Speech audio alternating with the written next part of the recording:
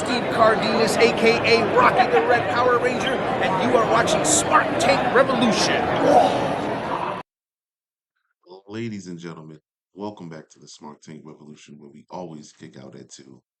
I am your host, the benevolent, intelligent Mr. Donnie Wonderful, with another tangent, another video. CM Punk and Jack Perry. We have to talk about this. We have to talk about this. First things first, I want to say I am really starting to feel bad for Tony Khan.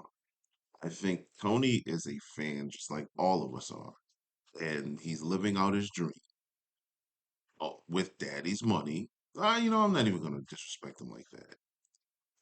He was born into opulence. He's opulent. And I, for one, appreciate the investment that he's made by giving us an alternative, especially at the time when he did, because we needed one. But boy, do I feel like such a hypocrite now. We are seeing what it's like when the inmates run the prison. These stories that come out, I'm constantly asking myself, why are there no adults in the room? And then the conflicting stories. I mean, it makes for one great soap opera. This past weekend was all in. I happened to watch it with my colleague, Mr. Joey Business. Shout out to the Taunton Tribal Chief. I said to him, man, actually, I forgot where I was going with that. Well, what did I say? I said something to Joey, something along the lines of, I don't know. It'll come back to me later. Sorry, y'all. Like I said, this is all off the cuff anyway. But oh yeah, when we heard it, when the reports broke that there was a fight between the two, I had made this is not where I was going with it, but this is how I'm gonna try to rebound. I made a joke about like another like brawl out at all in or something like that with CM Punk yet again. And I'm thinking AEW's, they need the Undertaker. That's exactly what they need. They need the locker room general, the locker room judge. They need an Undertaker in their locker room. And just gathering, and this is I'm freestyling all this stuff. Off the top of my head, if you listen to CM Punk's criticisms of the elite, what he said at All Out last year, how guys are too arrogant to take advice from from you know their peers and take advice from the legends and guys that that obviously have done it before them. And you look at William Regal signing a contract, and we all loved it. It's like, God, AEW is getting Regal, but then he's leaving, and he's talking about how if you have guys like Brian Danielson and William Regal arriving to the arena early, willing to give free knowledge and gems to anybody that can. It's open for everybody. It's a buffet. You can come meet them in the ring. You can talk with them. You can rehearse some stuff. And I don't remember where I read it or heard it from, but I remember the the interest in doing that was really low, and that's like I'm not going to use like the icons or like the Jordans, but they kind of are, but let's say if Tracy McGrady is offering, hey man, hey, I'm gonna be at the court, man. If you guys want to come down and put some shots up, I give you some instruction. Anybody who's a basketball player should want to do that. Paul Pierce was there, like these guys aren't the Jordans or the Kareem Abdul Jabbars or you know they're not the Dr. J's. And they're all Hall of Famers and top 100 players in the league. But whatever, if you have people that have been successful in the business that have uh, a catalog that's undeniably great, like William Regal, who has the utmost respect from tons of wrestlers in the company, past and present. And Brian Danielson out there, just willing to pay it forward and pour his knowledge and experiences, they're essentially on the other side of the minefield and they're willing to help you navigate to get over to where they are. I feel like you should be attentive and you should be there. If Warren Buffett was giving a seminar, would you not show up to want to learn how to become one of the richest people in the world? And from that parallel and that analogy, if they're saying that these guys aren't interested in that type of knowledge and that type of information, what kind of locker room is going on back there? I'm really starting to side on. Well, I don't want to take sides. You know what? We're gonna stay objective, but I'm hearing like these things, and then um again, it's not. I guess it's still speculative, but word around the campfire was, and I didn't see Hook in Jack Perry. By the time I got there, I think yeah, the pay-per-view had just started. I missed the complete pre-show. I missed everything. But apparently Jack Perry wanted to do a spot with a car and with real glass, and I believe he was advised not to, with Tony Schiavone even saying that's not a good idea. And apparently, and I missed it, I still need to go back and watch it. Before he did the spot anyway, against counsel, he looks at the camera and he says, "This is real glass, cry me a river." Now, for all of us who aren't in the know, a comment like that, right, that doesn't seem warranted at all is gonna cause for some digging. And this is what they would say back in the day of guys exposing the business. I can only assume that if this were in the 80s or the territory days, there would have been guys ready to whoop his ass. Let's be honest. Let's be honest.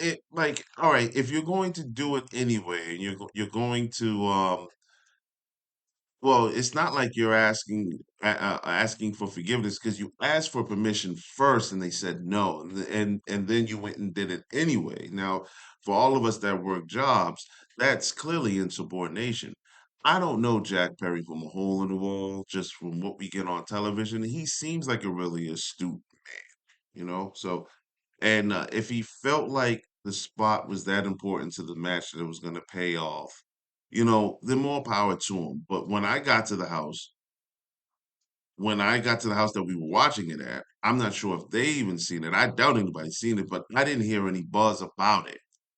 But again, I'm not going to chop off the tail or chop off the neck of youthful ambition.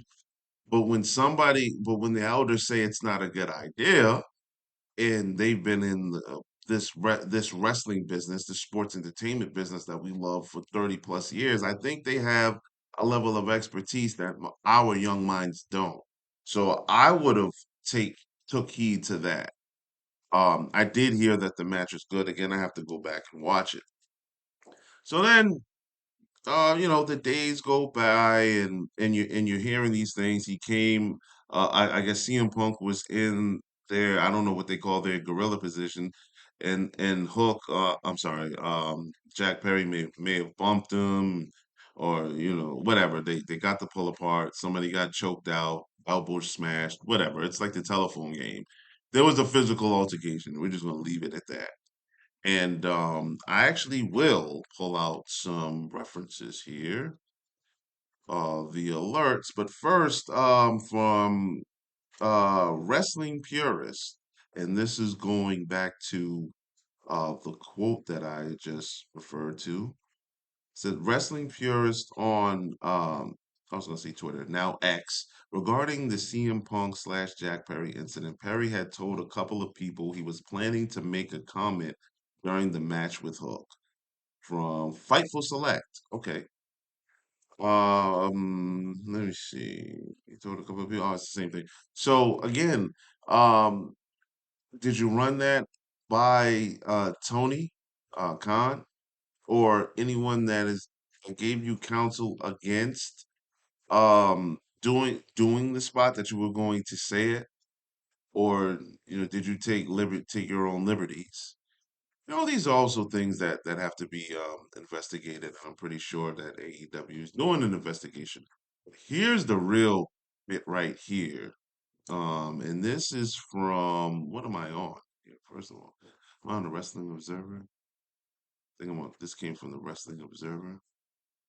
Okay, and from Jeremy Lambert. This is 8:30 a.m. today. CM Punk and Jack Perry have been suspended. Brian Alvarez of the Wrestling Observer first reported that CM Punk and Jack Perry were suspended following AEW All In and their respective roles in a backstage altercation that took place just before the event went live on pay-per-view. The problem with that is that All Out is this weekend in Chicago. Fix this now, Tony. There's no way in the world that you can come to Chicago with a big major pay-per-view and not have CM Punk on that show. There's no way in the world. Wrestlers are killing their own buzzes by doing ignorant shit. Excuse my language. Excuse my French. François, oui, oui. So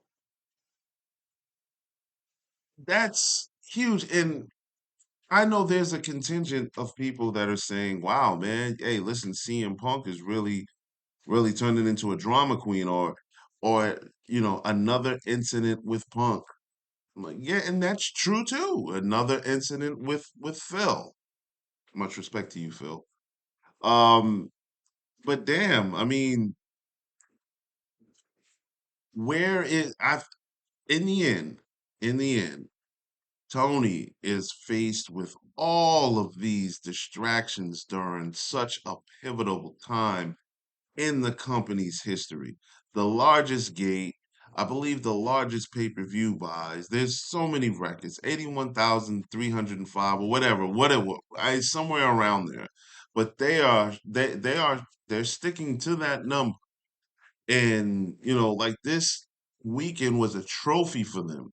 And why do we have to come out of it with an investigation over something so minuscule? Why?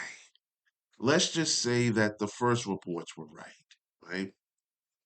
Jack, Perry, Jack, they're telling you things not to hinder you, but to help you. Everybody in this company wants to win. Everybody wants to grab that brass ring. Everybody in that company wants to prove that they're not just an alternative. Reference the all in post the press conference of what MJF said about that locker room in that company. That's the vision here. And I understand that you're a creative young wrestler. You're a creative young wrestler, but there's other ways that you can pivot and make adjustments. And this is what athletes do. If you were advised against that, it's for good reason. I wish they would advise Darby Allin to not jump off of shit. But I mean, that's another video. It's another video. Big fan, Darby, big fan. But anyway, but yeah, like it, like you can get cut, you can get seriously hurt, you can get infected. There's a lot of things that you have to consider, and I understand that you're essentially working for the oohs and ahs of the fans. But again, with these spots, if nobody's going to talk about it during the show the next day, if there's no highlight, I haven't seen any highlights of that on any social media yet because they're talking about this incident. This is not what you want to be highlighted for. Like, sometimes we just have to humble ourselves and, be students of the game. It's for what's best for business. Okay. CM Punk, man, I cannot wait for you guys to give this man a live mic. Please. I know who's not going to be on any type of press conference. I know who's not going to be there.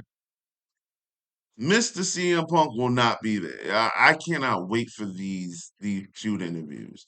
And I believe I'm trying to be fair because the tone of even we have videos from uh, um, giving our perspectives of the all out of the fallout from all out last year. And I'm just noticing that I'm sounding very, very pro punk, and I'm trying to be objective and fair. But I just think that what he said last year, feel like it feels like he works with children. There's no reason for that to even happen. There's no reason for that type of scuffle to happen. There isn't. you know?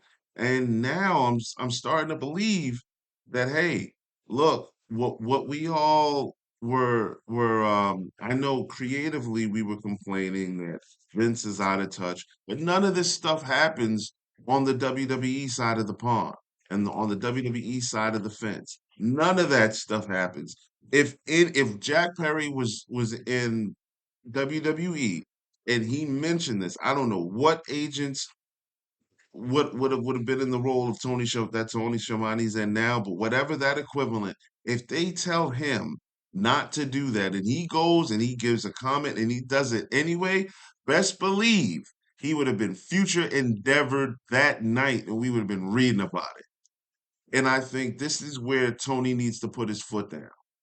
If we told you you can't do something or you shouldn't do it, and you go against it and do it anyway, and you're brazen and do I like so that part.